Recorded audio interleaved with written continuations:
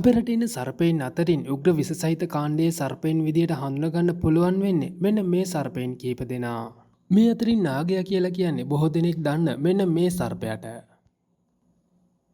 කොරපතුවල තියෙන වර්ණය වගේම හිස මත තියෙන සලකුණ හින්දා නාගයින්ව පහසුවෙන් හඳුනා ගන්න පුළුවන්. ඒ වගේම තමයි වැලිපොළඟ කියලා කියන්නේ අපිට කලාතුරකින් දකින්න පුළුවන් උග්‍ර විස සහිත සර්පයෙක්. වැලිපොළඟුන් බහුල වශයෙන් වියලි කලාපයෙන් දැක ගන්නට පුළුවන්. එතකොට මෙන්න මේ තෙල් කරවලා මුදු කරවලා සහ තිත් පොළඟ කියලා කියන්නේ අපේ රටේ බොහෝ ප්‍රදේශවලින් බහුලව දැක ගන්න පුළුවන් සර්ප විශේෂ තුනක්. අද අපි මේ වීඩියෝ එකෙන් ප්‍රධාන වශයෙන් කතා කරන්නේ මෙන්න මේ සර්ප විශේෂ තුන ගැන. තෙල් කරවලා සමහර ප්‍රදේශවල තෙල් කරවලාව මගමරුව හබරලිය යන නම් වලිනුත් හඳුන්වනවා. හදිසියෙවත් මේ සර්පයෙක් ඔබට දෂ්ට කළොත් හුස්ම ගැනීම අපහසු වෙනවා. මෙන්න මේ නිසා සමහර වෙලාවට රෝහලට යන්නත් කලින් මරණයට පත් වෙන්න පුළුවන්. මේ ආකාරයට සිදුවන මරණ කිහිපයක්ම අපේ රටෙන් වාර්තා වෙනවා. ඒ විතරක් නෙවෙයි නින්දේදීම මේ සර්පයාගේ දෂ්ටන නිසා මරණයට පත් වුණ අවස්ථාත් අපේ රටෙන් වාර්තා වෙනවා. ඉතින් සමහර අවස්ථාවල මේ සර්පයාගේ දෂ්ටනයට ලක් වුණොත් එහෙම අපිට බෙහෙත් ගන්න අවස්ථාවක් හිමි වෙන්නේ නැහැ.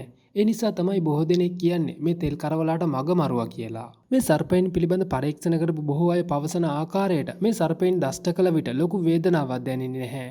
ඒ වගේම දෂ්ට කළ ස්ථානයේ ලොකුවට ඉදීමක් සිද්ධ වෙන්නේත් නැහැ. රෝග ලක්ෂණ ඒ කියන්නේ හුස්ම හිරවීම ඇස් පියවීම වගේ දේවල් දැනුනම තමයි සර්පයෙක් කෑවද නැද්ද කියලා හොයලා බලන්න සිද්ධ වෙන්නේ. ඉතින් හදිසියෙවත් නිින්ද ගිය අවස්ථාවකදී මේ සර්ප දෂ්ටනයකට ලක් වුණොත් එහෙම ඔබ නිදාගෙන ඉද්දිම මරණයට පත් වෙන්න ඉහළ සම්භාවිතාවයක් තිබෙනවා. ඉතින් ඔබ සර්පයන් පිළිබඳ දැනුමක් නොමැති අයෙක් නම් මේ පින්තූර දෙස හොඳින් බලා මේ සර්පයන් නිවැරදිව හඳුනා ගන්න ආකාරය ඉගෙන ගන්න. මේ ඉන්නේ රදනකෙක්. රදනකයා කියලා කියන්නේ නිර්විස සර්ප විශේෂයක්. බොහෝ අය කරවලා කියලා හිතාගෙන මෙන්න මේ අහිංසකයව ඝාතනය කරන අවස්ථාත් අපිට බහුලව දැක ගන්න පුළුවන්. තෙල් කරවලා සහ මදු කරවලාගෙන් රදනකින්ව වෙන් කරලා හඳුනා ගන්න පුළුවන් ප්‍රධාන ක්‍රමයක් තමයි කොරපතුවල පිහිටීම. කරවලුන්ගේ කොඳුවැට පෙළියේ තියෙන කොරපතු සඩස්රාකාර හැඩයක් ගන්නවා. හැබැයි රදනකින්ගේ පිහිටන්නේ මෙන්න මේ විදිහට. ඒ වගේම තමයි මේ සතුන්ගේ හිස දෙස බැලුවත් රදනකින්ගේ හිස ශරීරයට වඩා තරමක් පුළුල්. ශරීරයෙන් වෙන් කරලා හිස හොඳින් හඳුනා ගන්න පුළුවන්. ශරීරයට වඩා විශාලයි. හැබැයි කරවලුන්ගේ හිස බොහෝ වෙලාවට ශරීරයේ ප්‍රමාණයට සමානව තමයි පිහිටන්නේ. ඒ වගේම තමයි කොරපතුවල තියෙන වර්ණය සහ සුදු ඉරිවල පිහිටීම අනුවත් රදනකයා සහ කරවලය අපහසුවෙන් හඳුනා ගන්න පුළුවන්. ඉතින් මෙන්න මේ දේවල් හරහා තෙල් කරවලාව සහ රදනකයාව වෙන් කරලා හඳුනා ගන්න පුළුවන්. අපි දැන් කතා කරමු අපේ රටේ ඉන්න තවත් උග්‍ර විස සහිත සර්ප විශේෂයක් වන තිත් පොළඟ ගැන. තිත් පොළඟ කියලා කියන්නේ රාත්‍රී කාලයේදී ක්‍රියාශීලීව හැසිරෙන තරමක් ආවේගශීලී සර්ප විශේෂයක්. බොහෝ අවස්ථාවල දඟර ගැහිලා ඉන්න මේ තිත් පොළඟුන් වියලි කොළරොඩු වියලි තනකොළ වගේ දේවල් තියෙන තැන්වල හිටියොත් එහෙම ඔබට පහසුවෙන් හඳුනා ගන්න අමාරුයි. බොහෝ ගොවිබිම් ආශ්‍රිතව මේ තිත් පොළඟුන්ගේ දෂ්ටන බහුලව වාර්තා වෙනවා. තමන්ට තර්ජනයක් දැනුන අවස්ථාවල ඊටම වේගයෙන් ප්‍රතිචාර දක්වන්න මේ තිත් පොළඟුන්ට හැකියාව තිබෙනවා.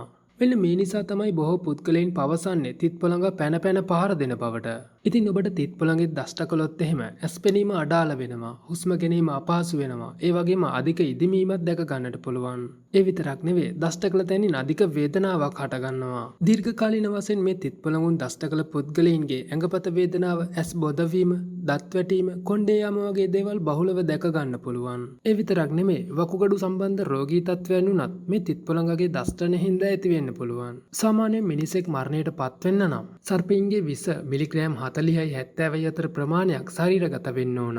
හැබැයි හොඳින් වැඩුණු තිත් පොළඟේ දෂ්ට කිරීම හරහා මේ සර්ප විස මිලිග්‍රෑම් 130යි 250යි අතර ප්‍රමාණයක් ශරීරගත වෙනවා. ඉතින් තිත් පොළඟුගේ දෂ්ටනයකින් පසුව හරි විදිහට වෛද්‍ය ප්‍රතිකාර කෙරේ නැත්නම් මෙහෙම රෝගියාව මරණයට පත් වෙන්න තියෙන සම්භාවිතාවය ඉතාම ඉහළයි. බොහෝ වැඩිහිටි පුද්ගලයන් කියන විදිහට මේ තිත් පොළඟ කියන සර්පයාගෙන් ගන්ධයක් වහනය වෙනවා. මේකට කියන්නේ මකුණු ගඳ කියලා. මේ ගැන අහලා තියෙන බොහෝ අය විශ්වාස කරන විදිහට තිත් පොළඟුන් තමන්ගේ කට විවෘත කරන විට තමයි මේ ගඳ වහනය වෙන්නේ. ඉතින් මේ විදිහට මකුණු ගඳක් ආවොත් එහෙම ඒ අසල පොළඟුන් ඉන්න බවට බොහෝ අය විශ්වාස කරනවා. හැබැයි මේකේ විද්‍යාත්මක පසුබිම නම් ඊට වඩා තරමක් වෙනස්. මේ කතාවේ විද්‍යාත්මක පැතිකඩ තමයි මකුණු ගඳ කියලා කියන්නේ පොළඟුන්ට ආවේනික ගඳක්. ඉතින් මේ මකුණු ගඳ ඇති වෙන්නේ පොළඟුන්ගේ ශරීරයේ තියෙන ග්‍රන්ථි වලින්. එහෙම නැතුව පොළඟුන්ගේ මුඛයෙන් නෙවෙයි. උදාහරණයක් විදිහට ගත්තොත් අපිට දාඩිය දැම්මම තරමක ගන්ධයක් පිට වෙනවා. ඒ විදිහට මෙන්න මේ තිත් පොළඟුන්ගෙත් ගන්ධයක් පිට වෙනවා. කොහොම නමුත් මේ මකුණු ගඳ කියන එක හැමතිස්සෙම පිට වෙන්නේ නැහැ කියලා තමයි මේ පරීක්ෂණවල සඳහන් වෙන්නේ. ඒ වගේම තමයි මේ ගන්ධය පිට වෙන්නේ මොන වගේ අවස්ථාවලද කියලා හරියටම තවමත් සොයාගෙන නම් නැහැ. මේ කොහොම වුණත් මේ විදිහට මකුණු ගඳක් දැනුනොත් අනිවාර්යෙන් ඔබේ වටපිටාව තරමක් සෝදිසි කරන්න අමතක කරන්නට එපා. ඒ වගේම තමයි මේ මකුණු ගඳට සමාන ගන්ධයක් එන වීමැස්සන් වර්ගයකුත් අපේ රටේ ඉන්නවා කියලා අමතක කරන්නට එපා.